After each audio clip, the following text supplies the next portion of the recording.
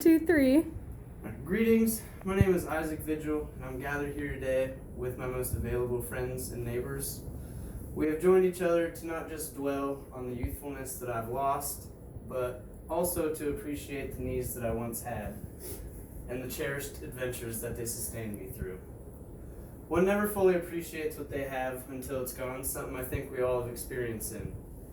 I remember a time when my knees, reliable as they were, supported me beyond expectations during a mad dash to freedom. Curiosity, like an ember thrown into a hay bale, is always smoldering, waiting for the right circumstances to engulf me. One night, as I was walking past the high school, I felt the familiar heat of curiosity burning its way through my logical thinking. And before I knew it, I found myself clambering up onto the greenhouse that resides in the back. I then worked my way up from there, because the roof is set up in like a tier system, so I had to jump in order to reach some places. Well, along my explorations, I made a miscalculation, and I revealed myself to a passing cop by getting too close to the edge, illuminating myself in the parking lot lights. Luckily for me, though, another passing car caught my attention, and it showed me that the police officer had already parked in the road and was on his way in my direction. So without hesitation, my knees sprang me into action, bounding me forward and leaping down from places I had previously had to climb in order to reach. They took every impact in stride, unwavering in their stability, and eventually leading me to my home so I could claim a small victory in this cat and mouse chase. My knees weren't always just my partners in crime, though, but also pillars of strength, supporting not just my own weight, but sometimes the weight of others. I went out after a heavy rain with a buddy one time to explore a creek that was in the backyard of my house. And we just always liked how much water came and the power of it to change the creek bed.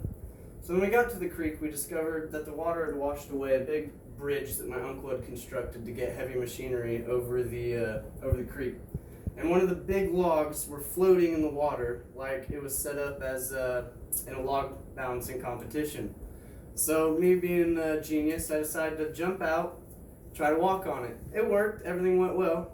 But when my buddy went to follow me, he miscalculated and he ended up overshooting and falling into the current. But right before his head went under, I was able to snatch the hood of his coat, just narrowly saving him from being at the mercy of the current, where he most likely would have been caught in the undertow. How I managed to keep my balance atop that beam while fighting the current is all due to the unshakable support that my knees once brought me. A lesson that life almost seems to take pleasure in teaching us is that one cannot always judge a book by its cover.